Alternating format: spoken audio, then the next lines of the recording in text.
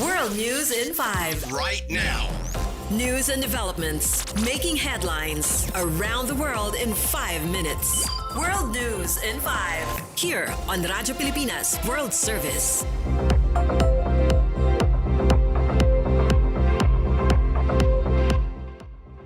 Good day, I am Peñano with today's World News in 5. The United States has unveiled a new round of sanctions on Venezuela, this time targeting relatives of President Nicolas Maduro's wife and several oil tankers linked to the country's crude shipments.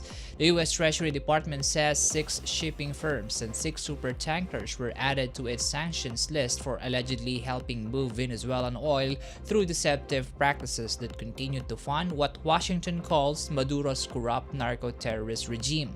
3 nephews of First Lady Celia Flores were also sanctioned, including 2 previously convicted in the U.S. for attempting to traffic cocaine. The move follows the recent U.S. seizure of sanctioned tanker near Venezuela, part of a broader military buildup in the Caribbean as President Donald Trump pushes for Maduro's removal. Analysts warn the heightened pressure could disrupt Venezuela's exports and further raise tensions between Washington and Caracas.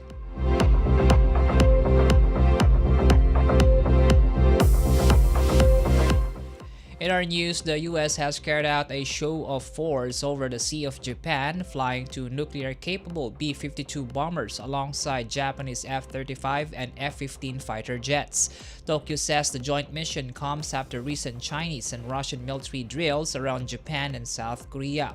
Japan's defense ministry says both countries reaffirmed their resolve to oppose any attempt to alter the regional status quo by force. A U.S. official, however, noted the bomber flights were scheduled in advance and similar missions took place last month. The flights follow a joint China-Russia bomber patrol in the region and Chinese carrier drills that prompted Japan to scramble jets. Tensions remain high as U.S. officials reiterate their unwavering support for Japan amid rising friction with Beijing.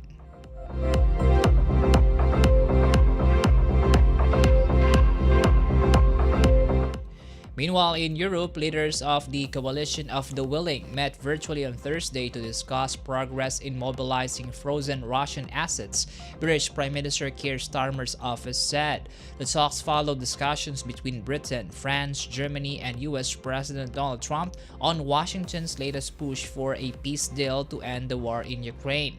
Kyiv has expressed concerns over a U.S.-backed plan requiring major concessions to Moscow, while European nations work on security guarantees for Ukraine.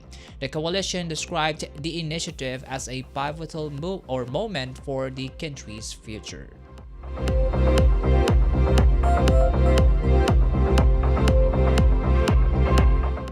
And in Brazil, strong winds from an extratropical cyclone left millions in Sao Paulo without power, disrupted water supplies, and grounded flights. Utility firm Enel says gusts of up to 98 kilometers per hour battered the city and metro area during a 12-hour storm on Wednesday, leaving about 1.5 million homes and businesses without electricity. Water utilities warned that pump outages affected neighborhoods, though service is gradually being restored. Air travel also suffered with dozens of cancellations at Congonhas and Guarulhos airports, though operations have largely returned to normal. Authorities have demanded explanations from Enel as the city recovers from the storm's widespread impact.